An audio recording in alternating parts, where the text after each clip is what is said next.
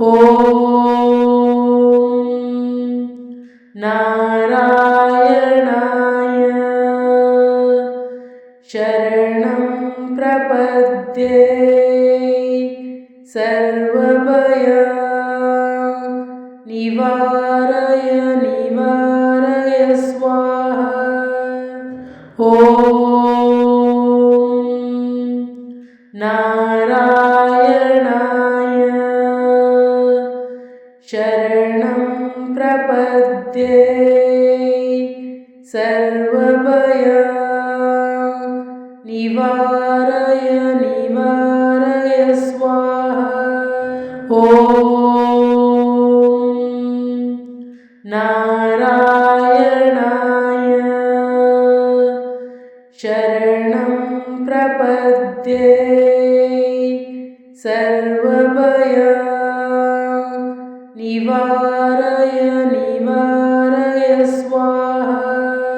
ವಿಜಯ ಏಕಾದಶಿ ವ್ರತವು ದೇಹವನ್ನು ವಿಷಮುಕ್ತಗೊಳಿಸುತ್ತದೆ, ಮನಸ್ಸನ್ನು ಚುರುಕುಗೊಳಿಸುತ್ತದೆ ಮತ್ತು ಆತ್ಮವನ್ನು ಶುದ್ಧೀಕರಿಸುತ್ತದೆ. ಆಧ್ಯಾತ್ಮಿಕವಾಗಿ ಇದು ಪಾಪಗಳನ್ನು ನಿವಾರಿಸುತ್ತದೆ, ಮೋಕ್ಷವನ್ನು ನೀಡುತ್ತದೆ ಮತ್ತು ವೈಕುಂಠದಲ್ಲಿನ ವಿಷ್ಣುವಿನ ನಿವಾಸವನ್ನು ಖಚಿತಪಡಿಸುತ್ತದೆ. ಲೌಕಿಕ ಪ್ರಯತ್ನಗಳಲ್ಲಿ ಗೆಲುವು, ವಿವಾದಗಳ ಪರಿಹಾರ, ಆತಂಕದ ವಿರುದ್ಧ ಮಾನಸಿಕ ಸ್ಥಿತಿಸ್ಥಾಪಕತ್ವ ಮತ್ತು ಸಮೃದ್ಧಿ ಸೇರಿವೆ. ಮಹಾಯಜ್ಞಗಳಿಗೆ ಸಮಾನವಾದ ಇದು ಕಥಾ ಪಠಣದ ಮೂಲಕ ಹಂಚಿಕೊಂಡಾಗ ಪುಣ್ಯಗಳನ್ನು ಹೆಚ್ಚಿಸುತ್ತದೆ. ಪದ್ಮಪುರಾಣ ಮತ್ತು ಸ್ಕಂದ ಪುರಾಣದಂತಹ ಪ್ರಾಚೀನ ಗ್ರಂಥಗಳ ಪ್ರಕಾರ ಎಲ್ಲ ಪ್ರಯತ್ನಗಳಲ್ಲಿ ವಿಜಯವನ್ನು ನೀಡುವ ಶಕ್ತಿಗಾಗಿ ವಿಜಯ ಏಕಾದಶಿ ಎಂಬ ಅರ್ಥವನ್ನು ಹೊಂದಿರುವ ವಿಜಯ ಏಕಾದಶಿಯನ್ನು ಆಚರಿಸಲಾಗುತ್ತದೆ. ಆಂತರಿಕ ದುರ್ಗುಣಗಳು, ಬಾಹ್ಯ ಸವಾಲುಗಳು ಮತ್ತು ಕರ್ಮ ಪಾಪಗಳನ್ನು ಜಯಿಸುವ ಸಂಕೇತವಾಗಿದೆ. ವೈಯಕ್ತಿಕ, ವೃತ್ತಿಪರ ಅಥವಾ ಆಧ್ಯಾತ್ಮಿಕ ಯುದ್ಧಗಳಲ್ಲಿ ಯಶಸ್ಸಿಗೆ ವಿಷ್ಣುವಿನ ಆಶೀರ್ವಾದವನ್ನು ಕೋರಲು ಭಕ್ತರು ಉಪವಾಸ ಮಾಡುತ್ತಾರೆ. ಈ ಏಕಾದಶಿಯು ಪಾಲ್ಗುಣದ ಸಮಯದಲ್ಲಿ ವಿಶೇಷವಾಗಿ ಶುಭಕರವಾಗಿರುತ್ತದೆ, ನವೀಕರಣ ವಿಷಯಗಳೊಂದಿಗೆ ಹೊಂದಿಕೆಯಾಗುತ್ತದೆ.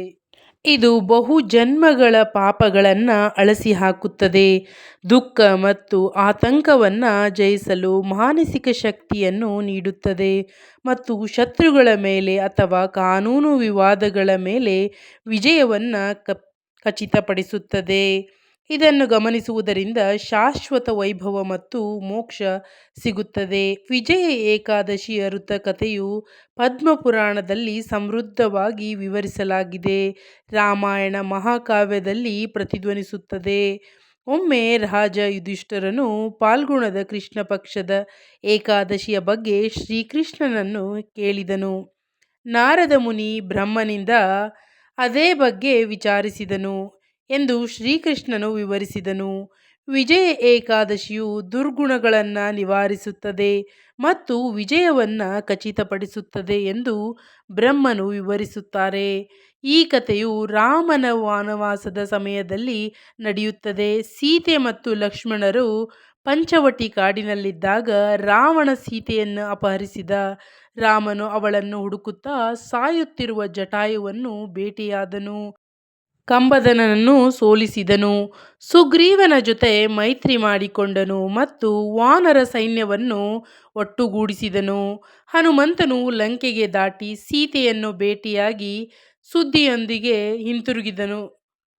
ಲಂಕಾವನ್ನು ಆಕ್ರಮಿಸಲು ರಾಮನು ವಿಶಾಲ ಸಾಗರವನ್ನು ದಾಟಬೇಕಾಗಿತ್ತು, ಆದರೆ ದುಸ್ತರ ಸವಾಲುಗಳನ್ನು ಎದುರಿಸಿದನು. ಲಕ್ಷ್ಮಣನು ಹತ್ತಿರದಲ್ಲಿ ವಾಸಿಸುವ ಬಕದಲ್ಬ್ಯ ಋಷಿಯನ್ನು ಸಂಪರ್ಕಿಸಲು ಸೂಚಿಸಿದನು. ರಾಮನು ಭಕ್ತಿಯಿಂದ ದಿನಗಟ್ಟಲೆ ಉಪವಾಸವಿದ್ದು ಸಾಗರವನ್ನು ದಾಟಿ ರಾವಣನನ್ನು ಹೇಗೆ ಸೋಲಿಸುವುದು ಎಂದು ಕೇಳಿದನು. ಋಷಿಯು ವಿಜಯ ಏಕಾದಶಿಯನ್ನು ನಿರ್ದಿಷ್ಟ ಆಚರಣೆಗಳೊಂದಿಗೆ ಆಚರಿಸಲು ಸಲಹೆ ನೀಡಿದನು. ದಶಮಿಯಂದು ಕಲಶವನ್ನು ನೀರಿನಿಂದ ತುಂಬಿಸುವುದು, ವಿಷ್ಣುವಿನ ವಿಗ್ರಹವನ್ನು ಇಡುವುದು, ಏಕಾದಶಿಯಂದು ಸಪ್ತ ಧ್ಯಾನ, ಧೂಪ ಮತ್ತು ದೀಪಗಳಿಂದ ಪೂಜೆ ಸಲ್ಲಿಸುವುದು, ರಾತ್ರಿ ಜಾಗರಣೆ ಮಾಡುವುದು ಮತ್ತು ದ್ವಾದಶಿಯಂದು ಕಲಶವನ್ನು ದಾನ ಮಾಡುವುದು. ರಾಮ, ಲಕ್ಷ್ಮಣ ಮತ್ತು ಸೈನ್ಯವು ಈ ಸೂಚನೆಗಳನ್ನು ಶ್ರದ್ಧೆಯಿಂದ ಪಾಲಿಸಿತು. ಸಂತೋಷಗೊಂಡ ವಿಷ್ಣು ಅವರಿಗೆ ದಾರಿ ಮಾಡಿಕೊಟ್ಟರು. ಅವರು ರಾಮಸೇತು ಸೇತುವೆಯನ್ನು ನಿರ್ಮಿಸಿದರು, ಸಾಗರವನ್ನು ದಾಟಿದರು, ರಾವಣನ ಸೈನ್ಯದೊಂದಿಗೆ ಹೋರಾಡಿದರು ಮತ್ತು ರಾಮನು ಸೀತೆಯನ್ನು ರಕ್ಷಿಸಿ ವಿಜಯಶಾಲಿಯಾಗಿ ಹೊರಹೊಮ್ಮಿದನು. ಈ ಉಪವಾಸವು ಲೌಕಿಕ ಯಶಸ್ಸು ಮತ್ತು ಶಾಶ್ವತ ಮುಕ್ತಿಯನ್ನು ತರುತ್ತದೆ ಎಂದು ಬ್ರಹ್ಮ ತೀರ್ಮಾನಿಸಿದನು. ಈ ಕಥೆಯನ್ನು ಓದುವುದು, ಕೇಳುವುದು ವಾಜಪೇಯ ಯಜ್ಞವನ್ನು ಮಾಡಿದಂತೆ ಅಪಾರ ಪುಣ್ಯಗಳನ್ನು ನೀಡುತ್ತದೆ ಎಂದು ಕೃಷ್ಣ ದೃಢಪಡಿಸುತ್ತಾರೆ. ಈ ದಂತಕಥೆಯ ವೃತ್ತದ ಶಕ್ತಿಯನ್ನು ಒತ್ತಿ ಹೇಳುತ್ತದೆ. ಇದು ವಿಜಯವನ್ನು ಬಯಸುವ ಭಕ್ತರಿಗೆ ದಾರಿದೀಪವಾಗಿದೆ. ವಿಜಯ ಏಕಾದಶಿಯನ್ನು ಆಚರಿಸುವುದು ದಶಮಿಯಿಂದ ದ್ವಾದಶಿಯವರೆಗೂ ಕಟ್ಟುನಿಟ್ಟಿನ ಆಚರಣೆಗಳನ್ನು ಒಳಗೊಂಡಿರುತ್ತದೆ. ದಶಮಿಯಂದು ಧಾನ್ಯಗಳು, ಬೀನ್ಸ್, ಈರುಳ್ಳಿ ಅಥವಾ ಬೆಳ್ಳುಳ್ಳಿ ಇಲ್ಲದೆ ಒಂದೇ ಒಂದು ಸಾತ್ವಿಕ ಊಟವನ್ನು ಸೇವಿಸಿ, ತಾಮಸ ಆಹಾರಗಳು ಮತ್ತು ದೈಹಿಕ ಭೋಗಗಳನ್ನು ತಪ್ಪಿಸಿ, ಒಂದು ಕಲಶವನ್ನು ಮಣ್ಣಿನ, ತಾಮ್ರ ಅಥವಾ ಬೆಳ್ಳಿ, ಚಿನ್ನದ ಪಾತ್ರೆ ನೀರಿನಿಂದ ತುಂಬಿಸಿ, ಮಾವಿನ ಕೊಂಬೆ ಅಥವಾ ಪಲ್ಲವವನ್ನು ಸೇರಿಸಿ ಮತ್ತು ಅದರ ಕೆಳಗೆ 7 ಧಾನ್ಯಗಳನ್ನು ಸಪ್ತಧಾನ್ಯ, ಬಾರ್ಲಿ, ಎಳ್ಳು, ಅಕ್ಕಿ, ಫಾಕ್ಸ್ಟೈಲ್, ರಾಗಿ, ಹೆಸರುಕಾಳು, ಕಡಲೆ, ಗೋಧಿ ಇರಿಸಿ, ಮೇಲೆ ವಿಷ್ಣು ಅಥವಾ ರಾಮನ ವಿಗ್ರಹ ಅಥವಾ ಚಿತ್ರವನ್ನು ಇರಿಸಿ. ಏಕಾದಶಿಯ ದಿನ ಬ್ರಹ್ಮ ಮುಹೂರ್ತದಲ್ಲಿ ಎಚ್ಚರಗೊಂಡು ಸ್ನಾನ ಮಾಡಿ, ಸ್ವಚ್ಛವಾದ ಬಟ್ಟೆಗಳನ್ನು ಧರಿಸಿ, ಚಂದನ, ವೀಳ್ಯದೆಲೆ, ಹಳದಿ ಹೂಗಳು, ತುಳಸಿ ಎಲೆಗಳು, ಹಣ್ಣುಗಳು, ಧೂಪ, ತುಪ್ಪದ ದೀಪಗಳಿಂದ ಕಲಶದ ಮೇಲೆ ಪೂಜೆ ಮಾಡಿ. ಓಂ ನಮೋ ಭಗವತೆ ವಾಸುದೇವಾಯ ಅಥವಾ ವಿಷ್ಣು ಸಹಸ್ರನಾಮದಂತಹ ಮಂತ್ರಗಳನ್ನು ಪಠಿಸಿ. ಧಾನ್ಯಗಳು, ದ್ವಿದಳ ಧಾನ್ಯಗಳು, ಅಕ್ಕಿ ಮತ್ತು ಮಾಂಸಾಹಾರಿ ವಸ್ತುಗಳಿಂದ ದೂರವಿರಿ. ಅನುಮತಿಸಲಾದ ಆಹಾರಗಳು, ಹಣ್ಣುಗಳು, ಬೀಜಗಳು, ಹಾಲು, ಆಲೂಗಡ್ಡೆ, ಈರುಳ್ಳಿ, ಸಾಬೂದಾನ, ಸಕಾರಾತ್ಮಕ ಆಲೋಚನೆಗಳನ್ನು ಕಾಪಾಡಿಕೊಳ್ಳಿ ಮತ್ತು ಶಾಸ್ತ್ರಗಳನ್ನು ಪಠಿಸಿ. ಭಜನೆಗಳನ್ನು ಪಠಿಸುತ್ತಾ, ರಾಮಾಯಣ ಅಥವಾ ಭಗವದ್ಗೀತೆಯನ್ನು ಓದುತ್ತಾ ಮತ್ತು ವಿಷ್ಣುವನ್ನು ಧ್ಯಾನಿಸುತ್ತಾ ಎಚ್ಚರವಾಗಿರಿ. ದ್ವಾದಶಿಯಂದು ಸೂರ್ಯೋದಯದ ಸಮಯದಲ್ಲಿ ನದಿ ಅಥವಾ ಕೊಳದ ಬಳಿ ಇರುವ ಕಲಶದ ಮೇಲೆ ಅಂತಿಮ ಪೂಜೆಯನ್ನು ಮಾಡಿ, ಕಲಶ ಮತ್ತು ಉಪಯುಕ್ತ ವಸ್ತುಗಳನ್ನು ಬ್ರಾಹ್ಮಣ ಅಥವಾ ನಿರ್ಗತಿಕರಿಗೆ ದಾನ ಮಾಡಿ. ಪಾರಾಯಣ ಕಿಟಿಕಿಯ ಸಮಯದಲ್ಲಿ ಹಣ್ಣುಗಳು ಅಥವಾ ತುಳಸಿ ನೀರಿನಿಂದ ಪ್ರಾರಂಭಿಸಿ. ಸಾತ್ವಿಕ ಆಹಾರದೊಂದಿಗೆ ಉಪವಾಸವನ್ನು ಮುರಿಯಿರಿ. ಗೆಲುವು ಮತ್ತು ಅಡೆತಡೆ ನಿವಾರಣೆಯ ಮೇಲೆ ಪ್ರಾರ್ಥನೆಗಳನ್ನು ಕೇಂದ್ರೀಕರಿಸಿ. ಸಾಮೂಹಿಕ ಆಶೀರ್ವಾದಕ್ಕಾಗಿ ಕುಟುಂಬಗಳು ಒಟ್ಟಾಗಿ ಆಚರಿಸಬಹುದು. ವಿಜಯ ಏಕಾದಶಿಯು ಫೆಬ್ರವರಿ 12ರಂದು ಮಧ್ಯಾಹ್ನ 12:22ಕ್ಕೆ ಪ್ರಾರಂಭವಾಗಿ ಫೆಬ್ರವರಿ 13ರಂದು ಮಧ್ಯಾಹ್ನ 2:25ಕ್ಕೆ ಕೊನೆಗೊಳ್ಳುತ್ತದೆ. ಫೆಬ್ರವರಿ 14, 2026ರಂದು ಬೆಳಗ್ಗೆ 7 ಗಂಟೆಯಿಂದ ಬೆಳಗ್ಗೆ 9:14 ಇರುತ್ತದೆ. ವಿಜಯ ಏಕಾದಶಿಯ ಮಹತ್ವ: ಅಡೆತಡೆಗಳು, ಶತ್ರುಗಳು, ಪಾಪಗಳ ಮೇಲೆ ವಿಜಯವನ್ನು ನೀಡುತ್ತದೆ. ಇದು ಯಶಸ್ಸು ಮತ್ತು ಮೋಕ್ಷಕ್ಕೆ ಕಾರಣವಾಗುತ್ತದೆ. ಈ ವೃತ್ತಕಥೆಯು ಬಕದಲ್ಬ್ಯ ಋಷಿಯ ಸಲಹೆಯಂತೆ ಸಮುದ್ರವನ್ನು ದಾಟಿ ರಾವಣನು ಸೋಲಿಸಲು ಭಗವಾನ್ ರಾಮನು ಉಪವಾಸವನ್ನು ಆಚರಿಸುವುದನ್ನು ಒಳಗೊಂಡಿದೆ. ವಿಜಯ ಏಕಾದಶಿಯಂದು ಕಲಶ ಸ್ಥಾಪನೆ ಮಾಡುವುದು ಹೇಗೆಂದರೆ, ದಶಮಿಯಂದು ಒಂದು ಪಾತ್ರೆಯಲ್ಲಿ ನೀರಿನಿಂದ ತುಂಬಿಸಿ, ಒಂದು ಕೊಂಬೆಯನ್ನು ಸೇರಿಸಿ, ಸಪ್ತ ಧಾನ್ಯಗಳನ್ನು ಇರಿಸಿ ಮತ್ತು ವಿಷ್ಣುವಿನ ವಿಗ್ರಹವನ್ನು ಪ್ರತಿಷ್ಠಾಪಿಸಿ. ಹಣ್ಣು, ಹಾಲು, ಬೀಜ, ಆಲೂಗಡ್ಡೆ, ಈರುಳ್ಳಿ, ಧಾನ್ಯಗಳು, ದ್ವಿದಳ ಧಾನ್ಯಗಳು ಮತ್ತು ಅನ್ನವನ್ನು ತಪ್ಪಿಸಿ. ಈ ಏಕಾದಶಿಯ ದಿನ ಜಾಗರಣೆ ಕಡ್ಡಾಯವಾಗಿದೆ. ಎಚ್ಚರವಾಗಿ ಮಂತ್ರಗಳನ್ನು ಪಠಿಸುವುದರಿಂದ ಪ್ರಯೋಜನಗಳು ಹೆಚ್ಚಾಗುತ್ತವೆ. ವಿಜಯ ಏಕಾದಶಿಯನ್ನು ಸವಾಲುಗಳನ್ನು ನಿವಾರಿಸಲು ಮತ್ತು ಎಲ್ಲ ವಯಸ್ಸಿನ ಅಥವಾ ಲಿಂಗದವರಿಗೆ ಮುಕ್ತವಾಗಿದೆ. ವಿಜಯ ಏಕಾದಶಿಯನ್ನು ಎಲ್ಲರೂ ಆಚರಿಸಬಹುದು. ದ್ವಾದಶ ತಿಥಿ ಮುಗಿದ ನಂತರ ಉಪವಾಸವನ್ನು ಮುರಿಯಿರಿ, ಆದರೆ ಪೂರ್ಣ ಪ್ರಯೋಜನಗಳಿಗಾಗಿ ಕಿಟಿಕಿಯೊಳಗೆ ಉಪವಾಸವನ್ನು ಮುರಿಯುವುದು ಸೂಕ್ತ. 2026 ವಿಜಯ ಏಕಾದಶಿಯ ಆಚರಣೆ ನಿಮಗೆ ಭಗವಾನ್ ವಿಷ್ಣುವಿನ ಅಪ್ರತಿಮ ಗೆಲುವು ಮತ್ತು ದೈವಿಕ ಅನುಗ್ರಹವನ್ನು ತರಲಿ. ಮಂತ್ರವನ್ನು ಭಕ್ತಿಯಿಂದ ಕೇಳಿಸಿಕೊಂಡು ಭಗವಂತನ ಕೃಪಾ ಕಟಾಕ್ಷವನ್ನು ಪಡೆಯಿರಿ. ಓಂ ನಾರಾಯಣಾಯ ಶರಣಂ ಪ್ರಪದ್ಯೆ ಸರ್ವಭಯ ನಿವಾರಾಯ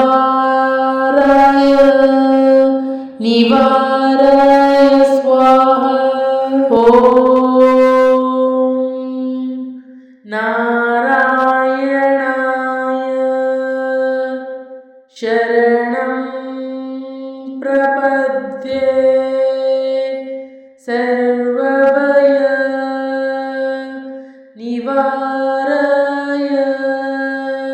ನಿವಾರಾಯ ಸ್ವಾಹ. ಓಂ ನಾರಾಯಣಾಯ ಶರಣಂ ಪ್ರಪದ್ಯೆ ಸರ್ವಭಯ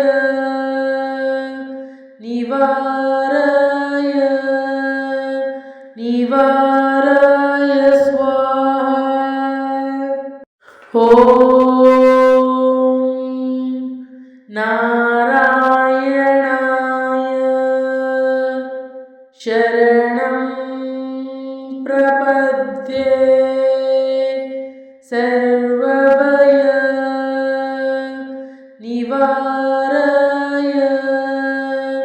ನಿವಾರಾಯ ಸ್ವಾಹ. ಓಂ ನಾರಾಯಣಾಯ ಶರಣಂ ಪ್ರಪದ್ಯೆ ಸರ್ವಭಯ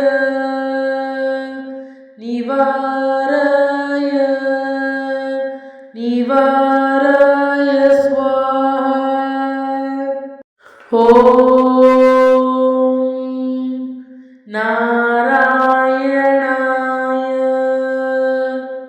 ಶರಣಂ ಪ್ರಪದ್ಯೆ ಸರ್ವಭಯ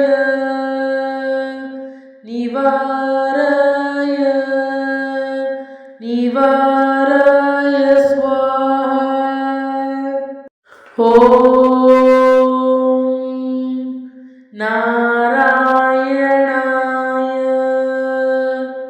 ಶರಣಂ ಪ್ರಪದ್ಯೆ ಸರ್ವಭಯ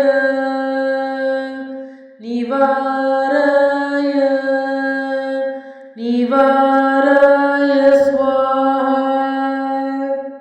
ಓಂ ನಾರಾಯಣಾಯ ಶರಣಂ ಪ್ರಪದ್ಯೆ ಸರ್ವಭಯ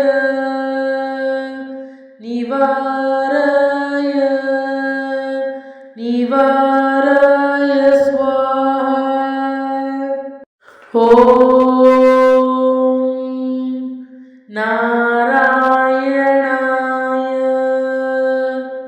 ಶರಣಂ ಪ್ರಪದ್ಯೆ ಸರ್ವಭಯ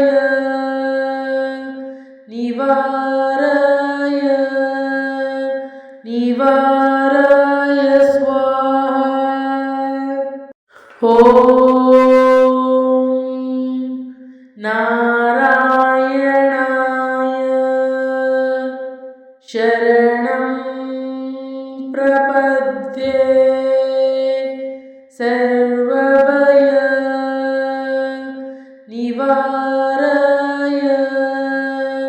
ನಿವಾರಾಯ ಸ್ವಾಹ. ಓಂ ನಾರಾಯಣಾಯ ಶರಣಂ ಪ್ರಪದ್ಯೆ ಸರ್ವಭಯ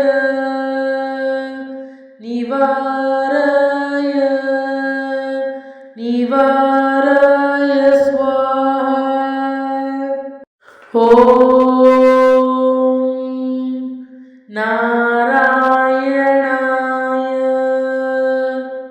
शरणं प्रपद्ये सर्वभय निवारय निवारय स्वाहा। ॐ नारायणाय शरणं प्रपद्ये सर्वभय निवारय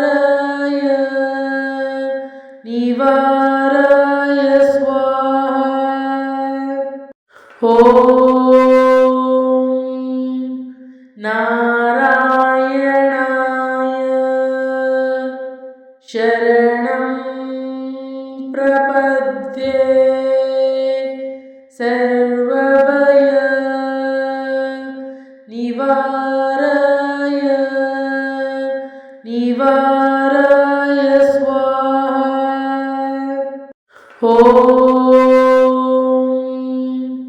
नारायणाय शरणं प्रपद्ये सर्वभय निवारय निवारय स्वाहा। ॐ नारायणाय शरणं प्रपद्ये सर्वभय निवारय निवारय स्वाहा। ॐ नारायणाय शरणं प्रपद्ये सर्वभय निवारय निवारय स्वाहा। ॐ नारायणाय शरणं प्रपद्ये सर्वभय निवारय निवारय स्वाहा। ॐ नारायणाय शरणं प्रपद्ये सर्वभय निवारय निवारय स्वाहा। ॐ नारायणाय शरणं प्रपद्ये सर्वभय निवारय निवारय स्वाहा। ॐ नारायणाय शरणं प्रपद्ये सर्वभय निवारय निवारय स्वाहा। ॐ नारायणाय शरणं प्रपद्ये सर्वभय निवारय निवारय स्वाहा। ॐ नारायणाय शरणं प्रपद्ये सर्वभय निवारणं